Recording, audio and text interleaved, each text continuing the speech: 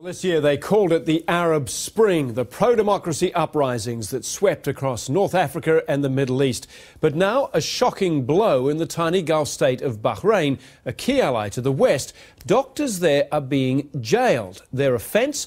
They treated protesters who were injured during street demonstrations. Hamish MacDonald has that story. It was the revolution that never quite happened. Bahrain's mostly Shia uprising against the Sunni-led monarchy.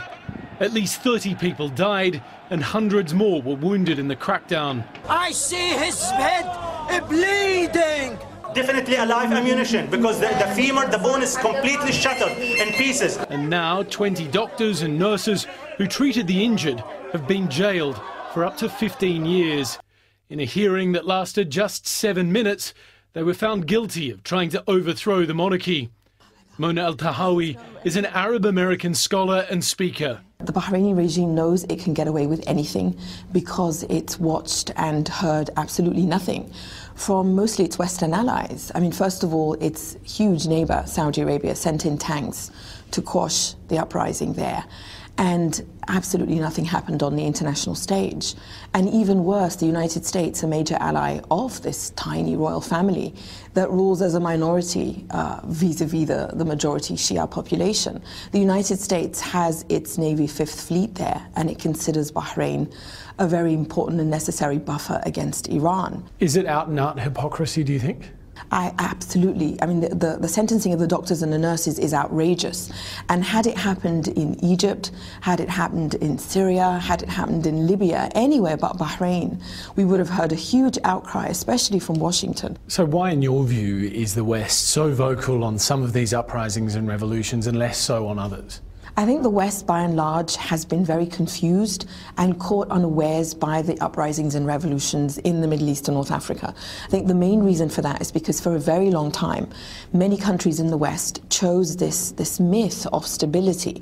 It thought that these dictators that it propped up could guarantee stability, and it chose to ignore the freedom and dignity that the citizens of those countries paid as a price. So what should the West do then? It can't go and invade every one of these countries to topple the regimes. I don't hear anybody on the ground saying to the West, come in and rescue us for the sake of democracy. Instead, what they're doing is they're saying, clearly recognize that we are fighting for freedom and dignity and understand that your hypocritical foreign policies are standing in the way of our freedom and dignity. And instead, what they're calling for from, say, Washington or the various European capitals that form the European Union or other countries in the West is they're calling for a very clear message. They're asking on the West to support their calls and not to be hypocrites that pretend to support the calls and then, in the case of Egypt, continue to provide 40% of the military's budget while the military stands in the way of freedom. The events of this year have, to a large degree, changed the way that Arabs see the world. How do you think these events have changed the way Australians should see the world?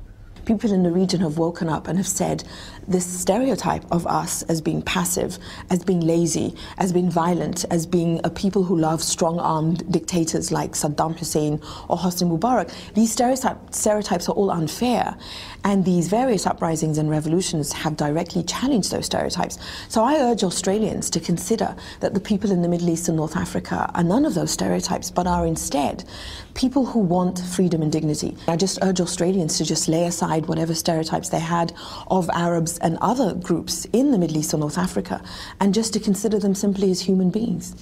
Mona El-Tahawi there with Hamish MacDonald.